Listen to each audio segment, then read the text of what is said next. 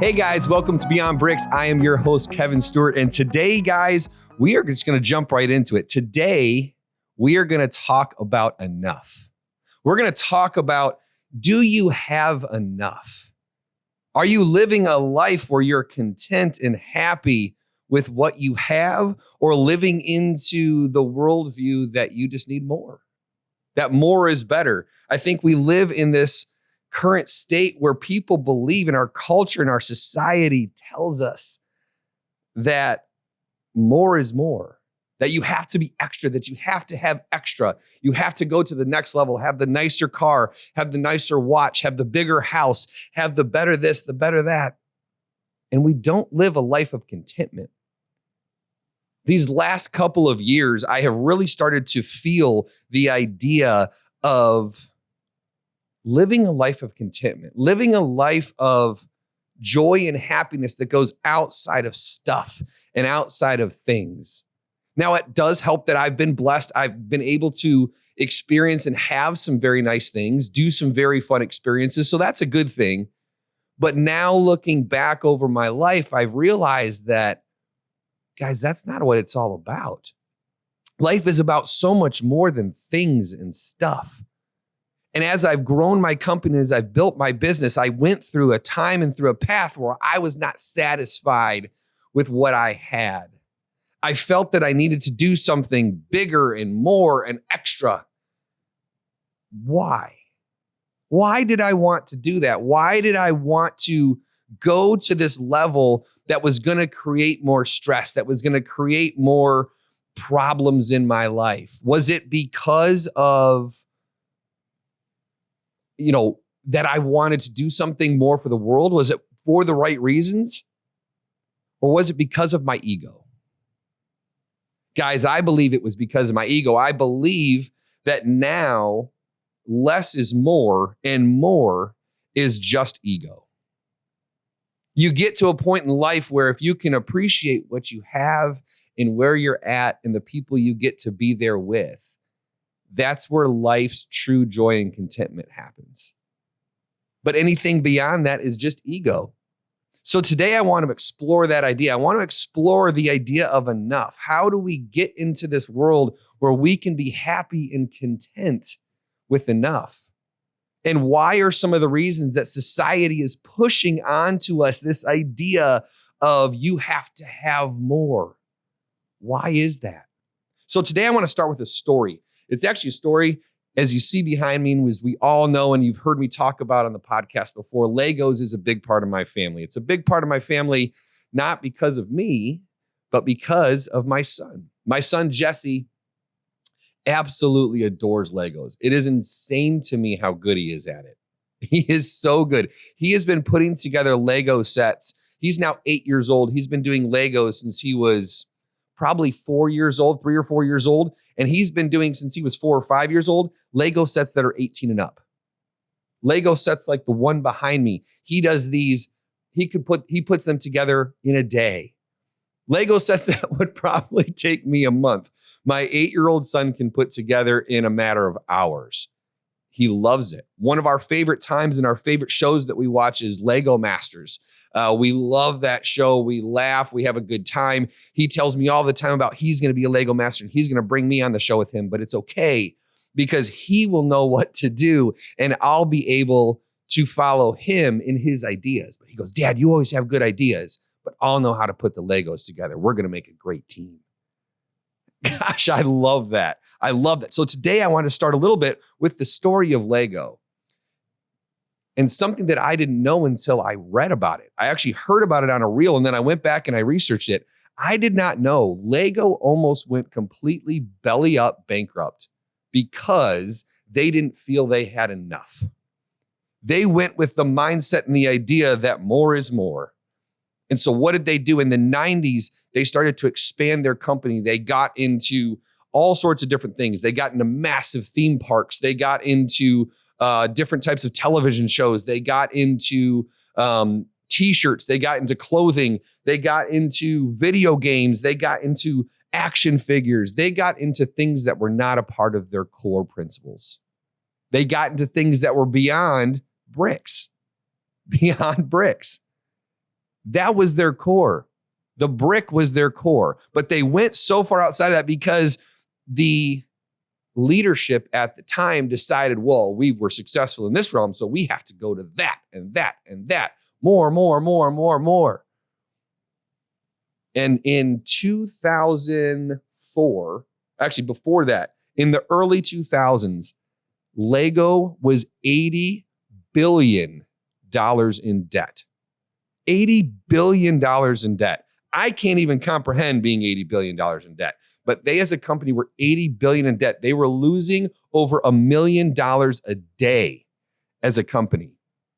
I can tell you that's a business plan that is wildly unsustainable. I don't care how cool your brand is and how long it's been around. If you're losing $1 million a day, you are in real trouble. So what did they do? They decided to rethink. They hired a new CEO in 2004, and he came in and looked at this business model and said, whew, guys, less is more. All this other stuff is just ego. We're going to set this aside. So what did he do? He went back to the core principles. He went back to the bricks. And he said, we're going to stick to bricks. And anything outside of that, we're going to sell, we're going to close, or we're going to get rid of. They sold the theme parks, the majority share in the theme parks for over $400 million, $460 million. They sold that off. They shut down divisions. They shut down things that they were doing, and they got back to the core beliefs of who they were. They got back, they reamped and worked their partnerships with 3 very important other brands. You'll probably recognize them. They did a deal with Harry Potter. They did the Harry Potter brand. They did a deal with Marvel, and they did a deal with Star Wars. And they said, we are going to work with these 3 companies to re-energize the idea of the Lego brand based around bricks. So yes, have they gone back into movies? Absolutely. The Lego movies are so good. If you haven't watched Lego Batman, you have to. It's phenomenal. It cracks me up. I laugh like a child every single time I watch it. It's so good.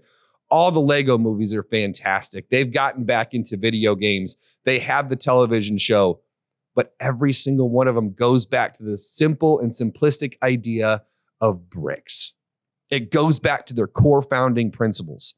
But they realized and they understood that less is more. And when they focused on more is more, they almost completely demolished their company. Guys, I did the same thing.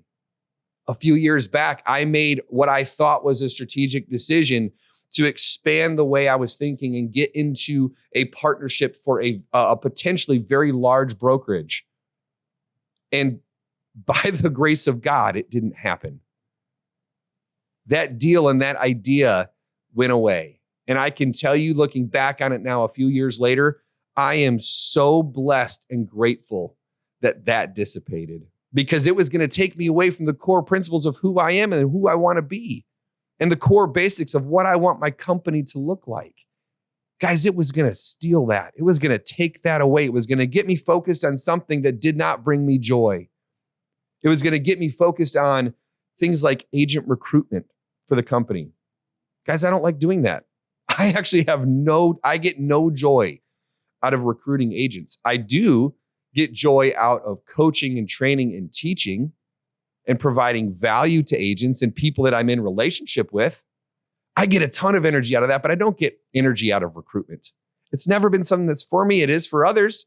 I know companies that do a great job of it. It's just not for me.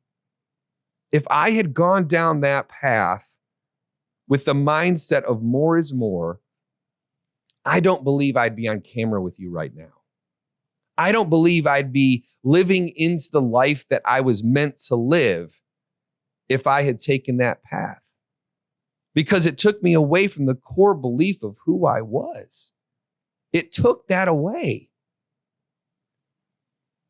But I think that's what society is telling us to do. Everything around us is telling us, be extra, have more, have extra.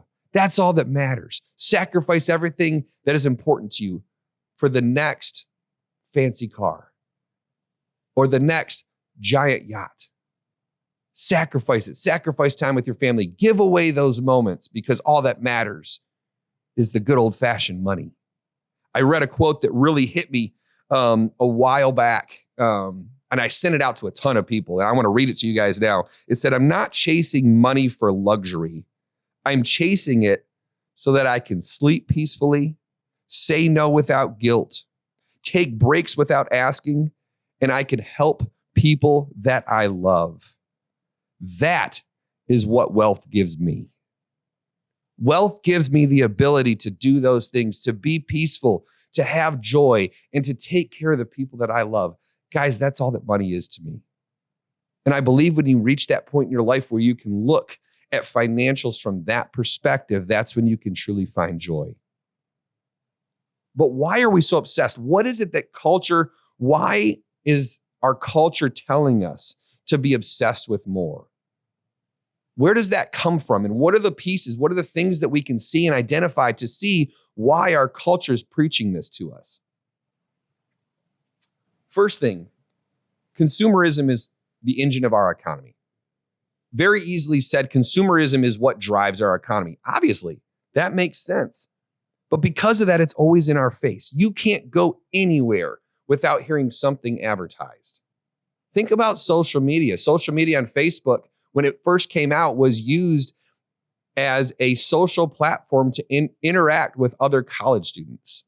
That's what it was designed for. Now it's turned into this massive, massive engine that is heavily revolved around marketing. We know, we advertise, we do a lot of things on Facebook. Every company that wants to be successful is utilizing social media as a platform for advertisements because it's where the eyeballs are. It's where people spend their time. Streaming, when streaming video first came out, there was very little commercials inside of streaming as long as you had a subscription. Now, there's certain TV shows that you can't watch without massive blocks of advertisement. It's because it's the engine that makes our economy go. Companies will pay massive money to get the information on their products in front of you in order to get you to buy. That's okay. Think about influencers. Influencers, people that you enjoy and like and follow that bring happiness and joy and laughter into your life, or whatever the case may be, just someone you may look up to, or a celebrity that you may think is cool and fun, that you want to follow and see the life that they live. Guys, most of them are paid. They have things that come in and out of their streams that are because somebody is putting something and wanting to implant into your brain that you should do a certain thing, that you should go for more. That's what influencers do, guys. It's how they make money. That's okay. I have no problem with the idea and concept, but we have to see that that is in front of us every single day. Those things are put in front of us. Those temptations to spend, to do, to go beyond our means are in front of us every single day. So we have to know that. The second thing is we live in a comparison culture. We live in a comparison culture where it's show me what you're doing. I want to show you what I'm doing. And let's compare notes. Let's see who's bigger and better. My industry is full of comparison culture. My industry in real estate is super full of this. People love to talk and discuss the awards and all the things that they've won and the things that they've done and post constantly about all of those successes. I think a lot of it's ego. I do. I believe that a lot of it's ego. I need to show you all the great things I'm doing so that you'll believe that I'm better than I may be. It's a blunt way of saying it, but I think that's the culture we're in. It's this comparison. So what does that do? We see those things. We see someone that we may be competing with, or we see someone that we may admire, and we see the things that they're doing. So what do? We compare ourselves to them. And when we do that, we go, oh, I feel less. So what do? We search for more. We search to do the things that they're doing and find the things that they're doing so that we can feel better about ourselves because of comparison culture. We're comparing ourselves to people that sometimes we don't even know. You don't even know them. Yet you're somehow changing the things of your life to try to be like them. You don't know the true happiness and joy they have in their life. How many times have we heard brutal stories about celebrities that we thought had it all together, that we thought had everything in life, and you find out one day that they're completely miserable? Miserable. Why? It's because the world does a really good job of putting just the highlight reel in front of our faces. Social media is a highlight reel. People don't usually use social media to share pain. They do every once in a while. I set out when I did this podcast to be extremely real with you guys. I wanted to always be someone who would show emotion when emotion was needed, that would not hide behind and cut out the emotion out of things to just look like everything is perfect and wonderful. I want to be someone who shares real pain, that shares joy and happiness, but also shows that those times, the good times, came through tough times, because that's the reality of life. So sure, do I want to show the highlight reel? Absolutely. But I also want people to understand that the highlight reel comes from hard work, energy, effort, late nights, early mornings, tough times, struggles. That's where it all comes from. But society is a comparison culture and utilizes the comparison culture and the highlight reel, the human highlight reel on social media to consumerize our brains. And 3, we equate more and extra with security and identity. People get their security from feeling like they have enough. And not enough. The more they get, the more secure they feel. The more money you have in your bank account, I can tell you, you will feel more secure. You don't have to worry as much. One of the biggest stressors in most people's lives is financial. Most people, financial stress is crippling. I don't know if this is true. I don't know the stat off the top of my head, but I bet you it's in the top 1 to 2, maybe 3 reasons that divorce happens in this country. It's financial stress. Financial stress can absolutely crack you like an egg. It is brutal. It stinks. But that's why learning to have enough is better. Because most people get financial stress because of the pursuit of more. They go buy things and do things that they can't afford, that they simply can't live into that lifestyle. It's not fiscally responsible for them. So they get themselves into bad money issues. But our society, and the truth is that money does provide security. People feel that more money provides safety. It's a safety net. So we pursue it. We identify ourselves with success and status. The world tells us that success and status is what's going to define you in the end. That if you can't find that by the world standards, you're not going to be this or that. I can tell you, I think that success and identity and legacy is defined by you being the best version of yourself and providing to the world the things that you need to give to the world. It's not defined through money, because you can't take it with you. You just can't. It's impossible. There's no need to. But what you can do is you can leave behind a legacy that can last well beyond your days.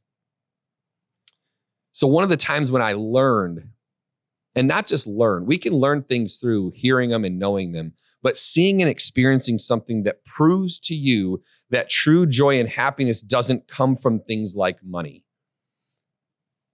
Not everybody gets that opportunity. I got a very, very real opportunity when I was in college. So when I was in college, I got an incredible opportunity to go serve in the mission field.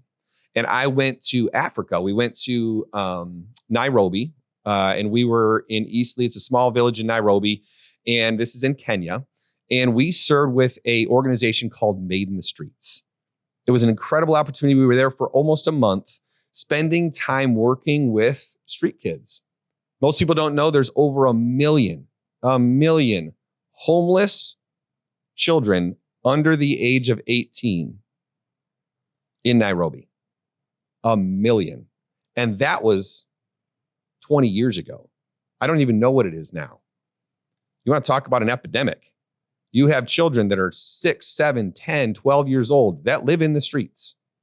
They live in the streets with no one, no family. Their family is the other kids that they live with. We went to help these kids. So we had service projects. We brought them into an area, a safe space where they could learn, where they could grow, where they could have fun, where we could get to know them. And we just tried to serve them. We tried to take care of them. We provided food. We provided laughter. We provided fun. But I learned more from those kids than I ever taught them. I learned way more from them than I ever taught. I'll never forget. We are coming home one night, and we would go out and we'd find places because we had to be careful the food that we ate because our stomachs aren't used to it. And we wanted to make sure that we lasted. So we were careful, obviously, what we ate and drank while we were there. So we had a couple of places that we knew we could go that we could get the kind of food that would sustain us through the journey. So we go out, and on our way back from food, we stop and we would always bring leftovers. Well, the kids would always see our bus coming by and they would know it was us. So we'd always stop, we'd get out and we'd see some of these kids that we would see every day, and they'd run up right up to the bus. And I remember giving out, we had a plate of extra food. And so we handed it and I gave it to one of the kids, and he ran. He's getting all of his friends to come share the food with him. This kid probably he doesn't eat 3 meals a day. This is probably the only food he had seen that day. And he ran to get his friends to share that small portion of food. And where it got me even more is that same kid we had a couple Starburst in our hand, or in my pocket. I gave him, I think it was 2. I think I only had 2 Starburst. He opened the Starburst, took a bite, handed it to his friend, who took a bite, who handed it to his friend and took a bite. They shared 2 Starburst. He didn't eat it. He didn't save it for himself. He shared it. Those kids had so much joy and happiness. And they got a Starburst and shared it with the person next to them. Guys, that's how you understand what enough looks like. They had nothing, yet they still had the ability to share with the person next to them because they understood that that's what life is all about, that you live life with the people that you care about most, and that you will do whatever you can to take care of them. And if you get a great experience, you want to share that experience with the person next to you. Gosh, what a lesson. What an absolute slap to the face of myself, who gets, as a kid, would complain because I only got a handful of Starburst instead of an entire pack. What? Be content with what you have. I learned it from those kids. So how do we learn to be content? What is it? What are the things and the steps and the progressive things that we can do to learn to be content with what we have and where we are and who we are? First thing I believe we can do is you have to better define your why. You've heard on this show, I have a very defined why. I've had it for a while. I believe having a clearly defined why is your first step into being content. It's your lighthouse. It's the thing that brings you back. It's the thing that gets your guiding light onto the right path at all times. I want to create a positive impact to every single person I meet. That is my why. That is the thing that brings me back. What is your why? What's the definitions on that? I can tell you additional things that in my why is to provide a beautiful life for my family. And not just the family that I have that I've been blessed with, my wife and my children, but also the family that I choose. I want to live a life that brings positivity and joy and happiness and abundance to the people that I live this life with. That's a part of my why. So do I work harder? Yes. Do I wake up earlier? Yes. Do I go to bed later? Yes. I do those things because the other pieces matter the most. I will do it for them. Do I have to be careful that it's not about my ego? 100%. But that's why having the clearly defined why and pointing back, I can look back and say, does this support the why that I have? Does this decision, does this business plan, does this opportunity, does this purchase go back to that why? Guys, right now I've had conversations, and for years I've been talking about wanting to buy a sports car. Who doesn't want to buy a sports car? You can say it's a midlife crisis. I'm 42. Sure. But you want to know why I want to buy a sports car? It's not to drive around by myself. I want a convertible of some sort. In fact, it doesn't even need to have a top because I only want to drive it when it's nice out. And the thing that I'm most excited about is taking my kids to go get ice cream in it, going on date nights with my wife, spending time with my family in a car where we can laugh and have fun, and they can look back and say, man, I remember the times when we would go out and drive in Dad's car. So yeah, it's got to have a back seat. It's got to have a drop top. I want it to be kind of old, but I want it because I want the memories that come with it. So does that purchase go back to my why? Does it go back to an enhancement of the lives of the people around me? I believe it does. So is that an investment that I'm willing to make? Heck yeah. That's something I'm willing to do. because it goes back to the defined why that I have in my life. So first, better define your why. Find a way to do that. Get that sense of purpose. Second, you have to shift from comparison to presence. Comparison is the enemy of contentment. We talked about it earlier in the comparison culture, but the comparison game is the complete enemy of being content. If you're constantly comparing yourself to other people, you will never find peace in your life. There is always going to be somebody that is more successful, that has more money, that is better looking, that is stronger, that spends more time in the gym. The list goes on and on and on and on. You can always, I don't care where you get, you can always find someone who appears or has a sense of more. It's a loser's game. It's a moving target that you're never going to find. It's a moving target that's impossible to hit. You have to be comfortable in yourself and comfortable in your own skin and comfortable in the life that you have in order to have contentment in your life. To feel that enough is good, that enough is more. You got to learn to fully engage in the moment. You have to be present, find ways to find joy in the people, the conversations, and the opportunities that you have in this life. So you have to shift from comparison to presence. Be present and see the things that you have and see the joy and beauty in those moments. Third, you have to practice gratitude every single day. You have to be grateful for the things that you have. One of my other favorite stories when I was in Africa was, this is a tough one for me to tell. I'm going to warn you. I always give warning shots before I'm going to get emotional because I know it's coming. We're out one night, and at night, it's not necessarily a safe place where we were. We were in a very unsavory place of the world. And so at night, it was only a couple of guys that were on the trip, and there was a lot of females on the trip. But at night, one of the leaders that went with us, Derek, he was leading the trip, and myself, and then the guys there that worked for Made in the Streets would go out occasionally into the streets and check on the kids because we knew that nighttime was a tough time for them. Sun goes down, things can get a little strange. They have a lot of habits that keep them going. One of them is glue. It's super, super cheap, and they sniff glue. They huff in order to not feel hungry. It's super sad to watch, but it's a reality of their life. So we went out one night, and Derek comes up to me and Solo, one of the guys that was one of our protectors, and said, "Hey, we're going to go out and we're going to go check on the kids. You want to come with?" I was like, 100%, let's do it. So I go out and we go over to where we know they stay and where they're living. And it was the same group of kids that we had given food to a couple times, and we went and found them. And this one boy, 8 years old, he's 8 years old, sees me. I found him right away. He came up and, he's trying to tell me things, and I can't understand what he's saying. We brought him some food. We brought a couple blankets because it was a little chilly out that night. They were all huddled underneath tarps to stay warm. But they all came out and they saw us and they were super excited. And this boy he came up to me and he was so excited. And he kept pointing. And I was like, "Hey, Solo, come here. I don't know what he's saying." And Solo said, he's showing you where he lives. He's proud because they get to live under an awning. He's telling you that the shopkeeper here is a nice person and allows them to sleep here at night because it has an awning that covers. So when it rains, they don't get wet. And other kids don't have that. And so he has that. He's really proud of it, and he's excited, and he wants to show it to you because he's proud that he gets to live under an awning. Whew. You want to talk about gratitude?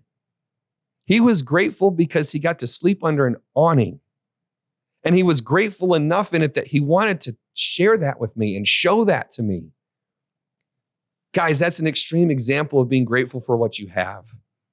We have so many blessings in this life, and we have so many blessings in this world that we don't even see because we don't open our eyes and thank God for them every single day. The beauty that we have in this community, the beauty that I have to be able to have this office space here with my team, the home I get to live in with my family, the community I get to be a part of. These are beautiful things. They're things we need to be grateful for. the changing of the seasons. We're coming into fall, the beauty that's coming down the road inside of the state of Michigan. These are things that we have to be grateful for. Are you counting your blessings? Are you thanking God for the things that you have in your life?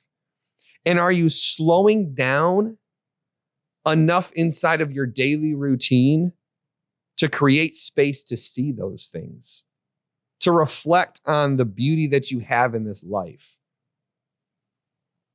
If you take one challenge from this episode, it's that. Slow down and be grateful. Slow down and see the joy and the beauty that there is in this life. Because guys, we live a beautiful life. You have an opportunity to live an incredible life. And it's probably right there in front of you. So are you practicing gratitude daily? Third thing, you have to let go of the when I have, I will idea. The idea of putting off things because you say, well, when I have this, then I'll be that way. If I had this, then I will have that. We all know what that looks like. We've all done it at times. We've put off ideas and experiences and opportunities because we're waiting for what? I can tell you, I will not sacrifice experiences anymore. If I'm given the opportunity for an experience with people that I care about, I will find a way to take it because I don't know if tomorrow's going to be here. I don't know if next year's going to be here. You never know. So I work hard, like I said before, to have the opportunity to share times with people that I love and I care about. That's all that matters to me at this point. Experiences is what I will pay dearly to have. I will pay for memories with my family. I have my son wanting us to go to Disney again in January, February. Do you know how impossible it's going to be for me to say no to that trip? Why? Because I know the experience and the memories it's going to create for my children. So what am I going to do? I'm going to knuckle up and work a little harder so I can make sure that vacation happens. Because I want to create experiences for my why, for the people that matter the most to me. So I'm not going to say when I have, then I will. I'm going to find a way to make it happen so that I can. Because it's experiential based and it's love based and it's friendship based. Those are the memories that I carry with me. That's people say all the time, man, it looks like you have a lot of fun. I post a lot of fun on social media. If you follow me, you see that I get opportunities. I just got back from an incredible golf experience in Bandon Dunes with some of my best friends in the world. Guys, the memories and the stories that we created around golf. Yes, is the golf memorable? Sure. But the stories and the laughter and the things that we did and the funny things that were said, those things will live on well beyond the golf memories because it's the experience I got with the guys that I care about. I'm grateful for it. That's what life is about. It's about those experiences. Fifth thing, invest in relationships over things. It's what I was just talking about. Experiences are the fuel of life. Invest in those relationships and do whatever you can to sustain those because that's where true investment comes. Previous episodes, we talk about investing into other people and how important it is to invest in yourself and then invest in other people. That's what this is about. You have to invest in those relationships, not those things, because the things don't matter nearly as much as the people that you get to do those things with. The people and the relationships are what matter. They form and give you the true joy in life that no one can and will ever take from you. They can't.